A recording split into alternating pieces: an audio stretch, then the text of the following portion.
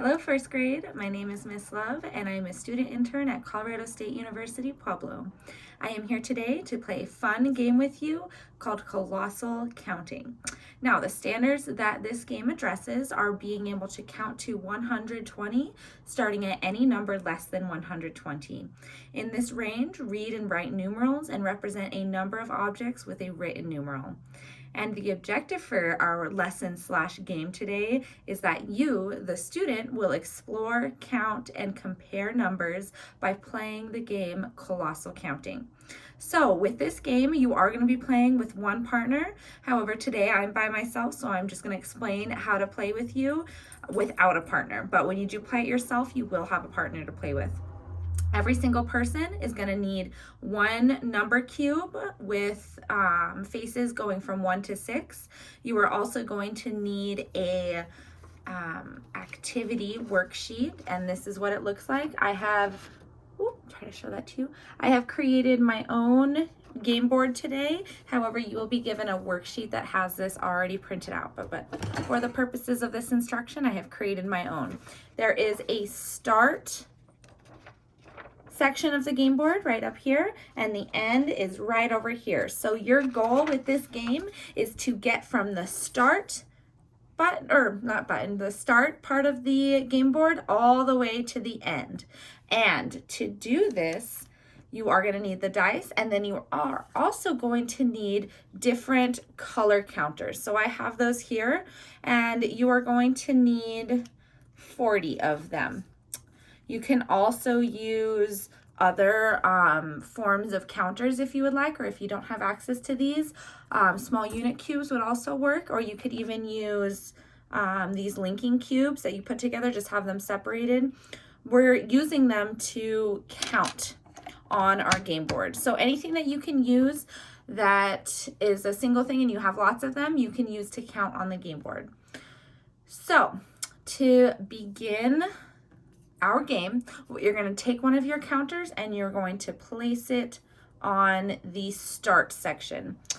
And if you're using the two colored counters, you're going to use one color or one side of it as we're going along and counting, and then your marker, your game piece, is going to be the other color. So for this game today, I'm going to use yellow for my counter that I'm going to move along, and then I'm going to use the red side to show me how many of each number that I'm going to need, and that'll make a little bit more sense in just a minute.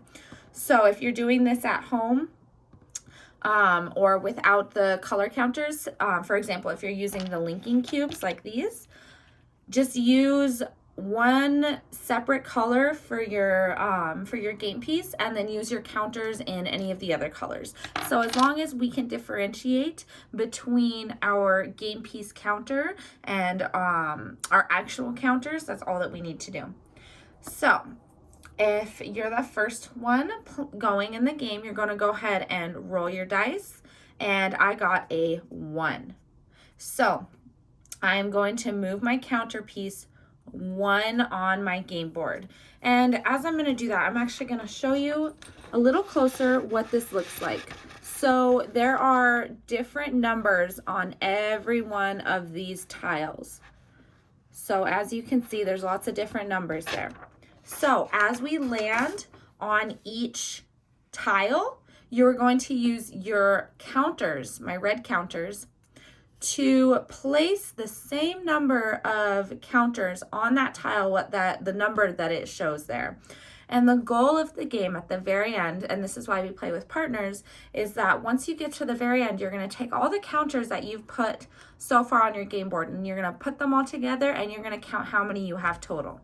So not only is it a game to try to get to the end, but it's also a game of how many counters you can collect as you're going through it. And then the person at the end that has the most amount of counters is going to win the game. And we will have to count those up at the end. So I placed my one on start here. It's a little bit difficult to show you with the screen like this. Try to move that down a little bit. So I rolled a 1 to begin with, so I'm going to move my counter from, I'll go like this, from start down to that first tile, and that first tile has a 2 written on it. And so I'm going to take 2 of my red tiles here, and I'm going to place those underneath my game piece. There, the number on the tile was 2, so I'm going to take 2 of my tiles and I'm going to put them under there. And the game piece, the yellow one, is the one that I'm going to use to move along the game board. But my red color tiles, my red color counters, are going to stay on that tile. And then my partner would go and they would do the same thing on their own game board. So everybody has their own game board that they're using here. So I'm on that first tile. I'm going to say that my partner went, they rolled, and they placed the correct number of tiles on their game board. So it's my turn again.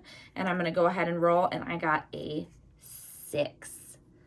6 is how many I'm going to move my yellow color tile. So from that first game board, I'm going to go 1, 2, 3, 4, 5, 6. And that number that I landed on, I don't want to lift my paper because I'm going to drop all my color tiles, is a 6. So lucky me. So I'm going to take 1, 2, 3, 4, 5, 6. I have 6 color tiles here, or 6 counters. I have 1, 2, 3, 4, 5, and 6. So I'm going to take all of these and I'm going to make sure they're all face up on my red side there, my different color, and I'm going to place those underneath my yellow tile right on the game board where I landed on the 6. And my counter is just going to go right above.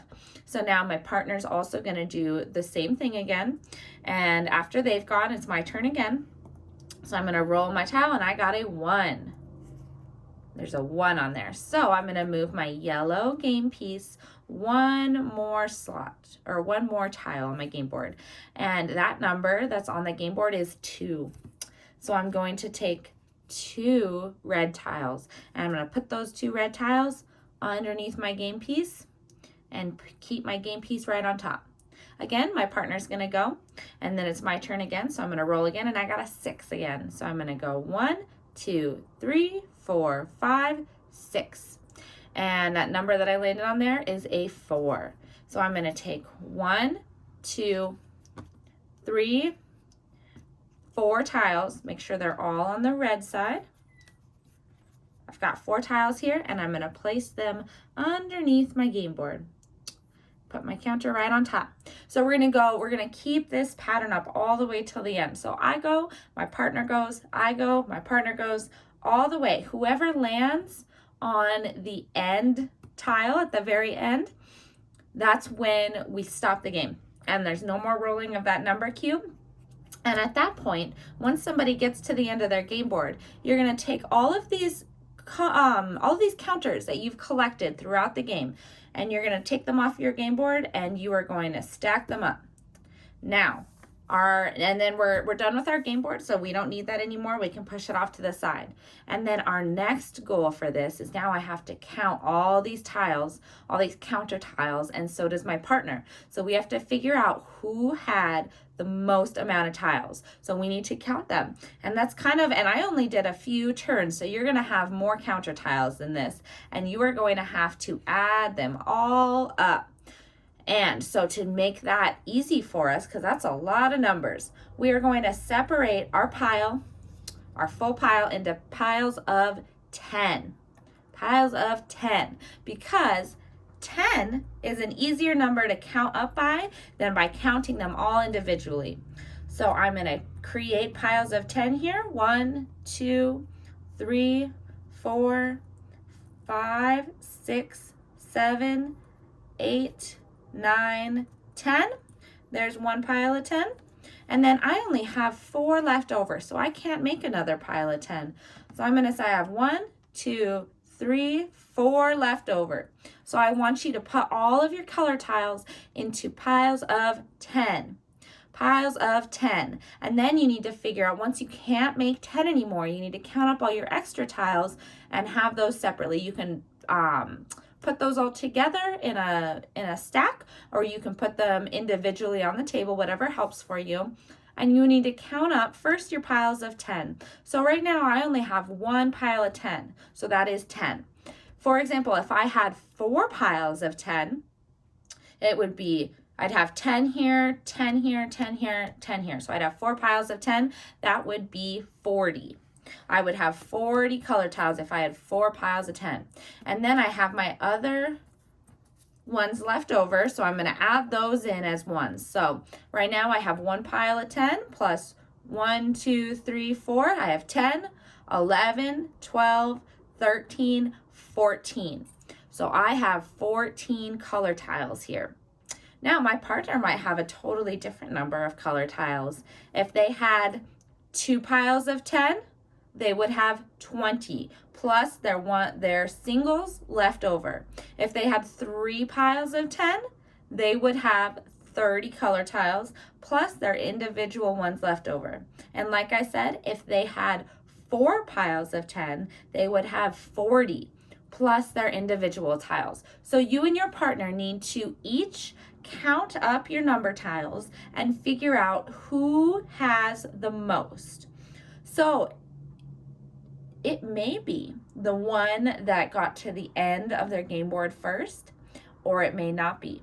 That is the question that you have to figure out by counting all of your color tiles individually.